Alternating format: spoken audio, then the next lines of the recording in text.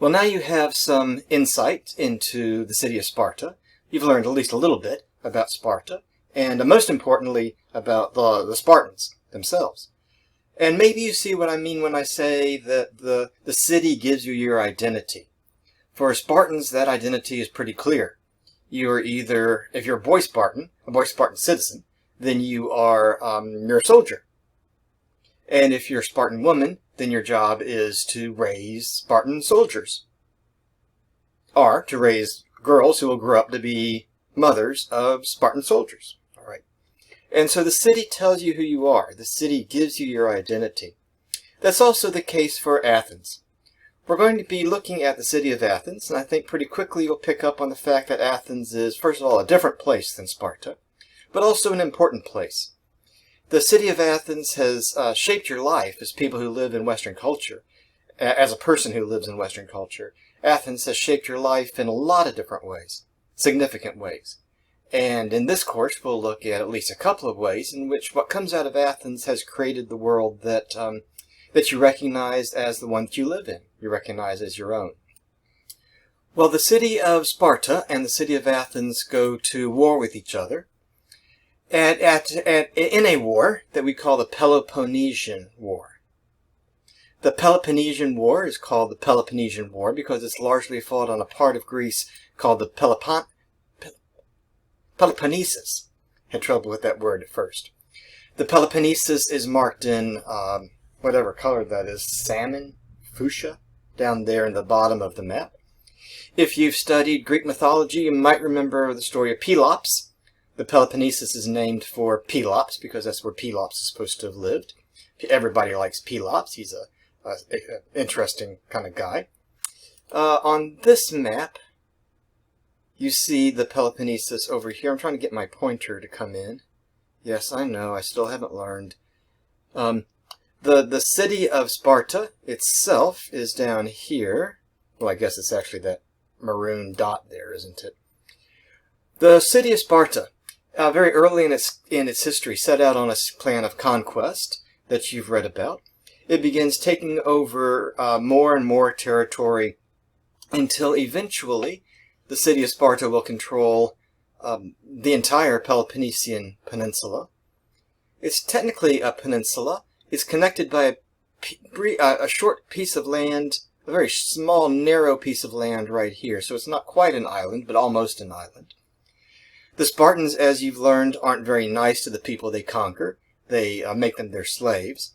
And that is the driving force behind why Sparta is such a heavily, well, today we'd call it a heavily militarized society. They make an interesting decision in order to control their slaves, because they have a large number of slaves. The best estimate is that 90% of the population that's controlled by the citizens of Sparta are enslaved to Sparta, are slaves. And, well, that's a big, a huge disparity, okay? What are the 10% going to do to control the 90%? Well, they make an interesting decision, the Spartans do. They give up their own freedom in order to keep their slaves. And they become a heavily militarized society where the total devotion of the individual is turned towards the power of the city. Well, Sparta, the city Sparta, is down here, but the Spartans control nearly this entire peninsula here. The city of Athens is over here on the map, but most of the fighting is done in the Peloponnesus. So that's why it's called the Peloponnesian War. Okay. Took me an awful lot of words to say that, didn't it? Anyway, that's why it's called the Peloponnesian War, because that's where the war is largely fought. What's the cause of the war? Envy and jealousy. I mean, that's pretty much it. You have these two very powerful cities, and they dislike each other. They despise each other. Their ways of life are very different. They each think their way of life is superior to the other, and they want to control and dominate the other. I mean, there are historians who've written whole books outlining the cause of the Peloponnesian War, but that's it in a nutshell. The war begins in 430 BC, in the 5th century BC, and the leader of Athens The leader of Athens at the beginning of the war is a man named Pericles. Pericles is the elected mayor of Athens. He's also the general in charge of the army. The two jobs go together. And you've read a little bit about Pericles as a great orator, and we'll be speaking about his oratory, his ability to give good speeches and to be a good leader. In fact, that's all we're going to say in these videos about Pericles. But he's the leader of Athens at the start of the war. And Pericles has a problem. And that is that he's the leader of Athens at the start of the war, at a time when the city of Athens has developed a form of government called a democracy. Gombrich gives you a brief outline of the development of democracy. He starts off with Draco, who is attempts to be a dictator in Athens. The Athenians don't put up with him very long. It's a long process of trying to figure out how can you have a society where you don't have one person who is in charge of everything, one person who's a dictator. And Gombrich gives you the name Solon. Again, these are names that you've read by now in the Gombrich chapters. Solon is the great lawgiver of Athens who comes up with a form of government that eventually develops into a way of life that, the Athenians seem to think works for them, called democracy. That word democracy, and I'm sure you've learned this at some point, literally means the rule of the people. But here's what democracy really means, okay? Pure democracy. We're being very technical about what we mean with a pure democracy. In a democracy, every citizen votes on every issue. Or I should say every citizen who cares to votes on every issue. Because, of course, some citizens don't care about things, right? But the citizens who care vote on every issue. The way that democracy worked in Athens was that the ruling body of Athens was an organization called the Assembly. That's koinonia in Greek, but we call it the Assembly in English. The Assembly. And that was the ruling body of Athens, and membership in the Assembly was pretty simple. If you're a citizen of Athens, you're a member of the Assembly. It's that simple. Now, of course, not everybody who lived in Athens was a citizen.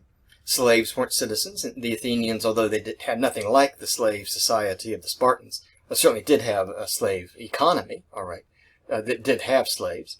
Women, of course, weren't citizens, all right, and children, in other words, young men in this case, are little boys, aren't citizens. But adult males who are free persons make up the Assembly, all of them. And the Assembly meets every 10 days on schedule. It meets in the same place. Okay, there's no secret meetings of the Assembly. On the day of the Assembly meeting, the city hires runners to run through the streets, and they shout out, "Koinonia, koinonia." In other words, the Assembly is meeting today. And so when the time comes for the Assembly to meet, all the citizens who care to show up to meet on that day. And whoever shows up on that day, well, they're the Assembly. Whatever the majority of them vote to do that day is what gets done.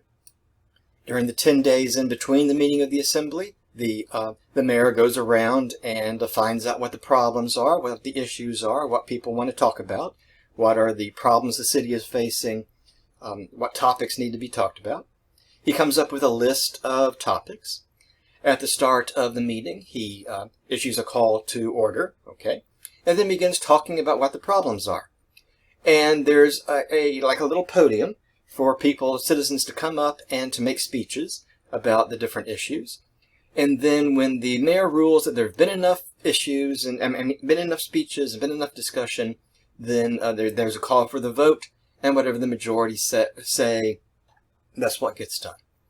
And at the end of the meeting, the mayor says, okay, those are all the topics I know about. Are there any other issues we need to talk about as a city? And maybe a group of citizens stand up and they complain about the potholes on their road not being patched or something. And then there's a vote. Are we going to patch the potholes on the street, or are we going to wait until next year, or what have you? It's a pure democracy. Everything is voted on in the Assembly. During times of war, even, the military strategy is put up to the Assembly. The general, the mayor, the same person, gets up and says, for over the next 10 days, we plan to do this, and And do you agree? Do the citizens agree? It's even military decisions are left up to the citizens.